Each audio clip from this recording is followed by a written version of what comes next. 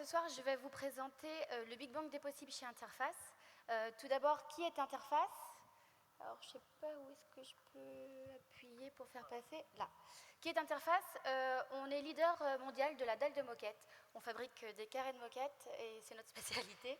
On a un chiffre d'affaires qui avoisine le milliard de dollars. On est 3500 employés dans le monde. Je bosse depuis Angers. On est présent dans 110 pays et on est une société cotée en bourse au Nasdaq. Cette soirée, elle a pour but d'imaginer ce que sera la situation économique, environnementale et sociétale dans 30 ans. Et moi, je suis là ce soir pour vous dire que chez Interface, en fait, cette situation, on l'a imaginée il y a 20 ans. On l'a imaginée il y a 20 ans grâce à ce monsieur, c'est le fondateur de la société, c'est Ray Anderson, qui a eu une révélation, une vision en 1994. Je ne vous rappellerai pas le contexte, mais en gros, il s'est rendu compte que notre système, le modèle économique sur lequel on fonctionnait, qui était basiquement linéaire, c'est-à-dire extraire un maximum de ressources à la planète, produire comme des gros pollueurs et mettre nos moquettes en décharge à la fin de la vie. Nos moquettes, il faut savoir qu'elles périssent, elles sont biodégradables en 600 ou 700 ans. C'était pas très vertueux et c'était surtout pas pérenne parce que nos ressources sont issues principalement du pétrole et le pétrole est une ressource finie. Donc à terme, notre activité économique n'était pas pérenne. C'est à partir de ce moment-là, du coup, qu'il a commencé à repenser le modèle, il s'est entouré d'experts, etc. Et on a repensé la stratégie d'entreprise pour passer sur un modèle économique plutôt circulaire, où on pense l'entreprise en tant qu'acteur de la planète, de l'écosystème, et pour prendre en compte un peu tout ce qui nous entoure, et pas que l'industriel qu'on était. Et il a eu des phrases fortes, mais voilà. C'est donc à ce moment-là, en 1994, qu'on a initié ce qu'on appelle chez nous la mission zéro. La mission zéro, c'est l'engagement de n'avoir plus aucun impact négatif sur l'environnement en 2020. Cette mission, elle se décline en 7 axes de développement qui sont 1. L'élimination des déchets à tous les niveaux, de l'extraction des matières premières à la fin de vie du produit. Avoir des émissions non nocives, également aussi de l'extraction des matières premières à la fin de vie ou à la vie en œuvre du produit. Travailler sur les énergies renouvelables pour ne plus être dépendant des énergies fossiles.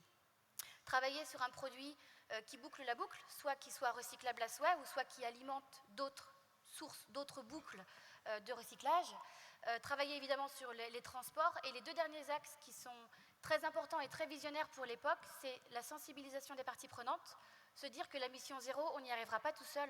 On n'y arrivera pas sans emmener avec nous les fournisseurs, les collaborateurs, les employés, les clients. C'était assez visionnaire. Et puis aussi se dire qu'il y a peut-être de nouvelles façons de commercer.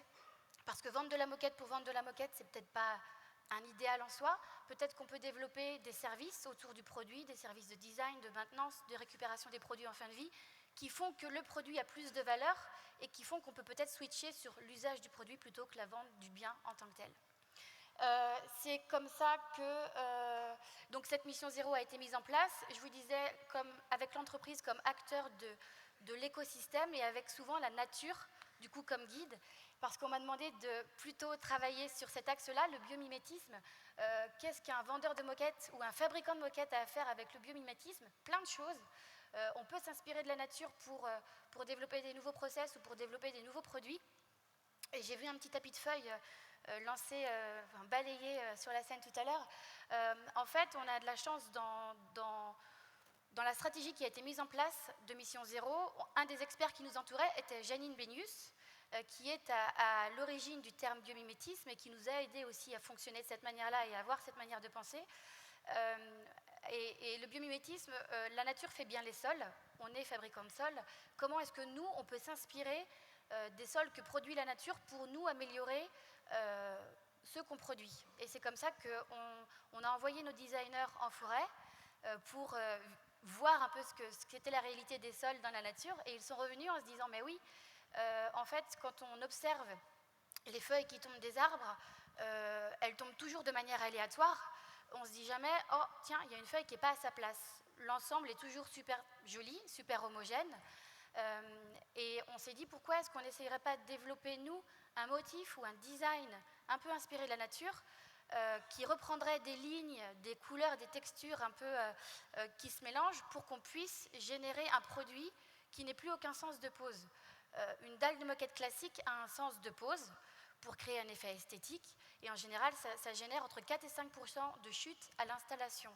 Comparé à une moquette grande largeur, pour donner une idée, c'est entre 10 et 15% de chute à l'installation.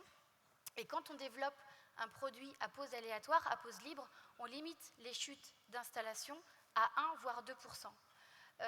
Ça paraît pas tant que ça, mais en fait, sur une échelle de 10 000 ou 20 000 ou 30 000 mètres carrés d'une tour à la Défense, c'est beaucoup de déchets en moins.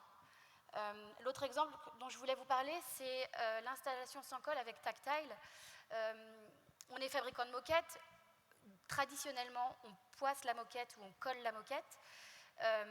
Quand elle est posée 10 ans, 15 ans, 20 ans, quand on la retire, même si elle a été poissée pour avoir un effet post-it, en général, elle est bien collée et elle emmène le ragréage et le béton en dessous, ce qui la rend impropre au recyclage ou à la réutilisation, qui sont des choses qui nous préoccupent sur la fin de vie du produit.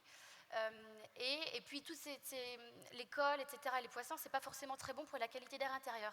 Donc c'est comme ça nos dalles, elles sont plombantes, elles sont lourdes, amovibles, elles n'ont normalement pas besoin d'être poissées, et on s'est inspiré du petit gecko, les petits lézards qui grimpent aux parois, qui grimpent simplement avec des petites ventouses qu'ils ont, enfin des petites membranes qu'ils ont au bout des doigts, et ils n'ont pas besoin d'avoir l'ensemble de la pâte qui colle à la paroi pour grimper.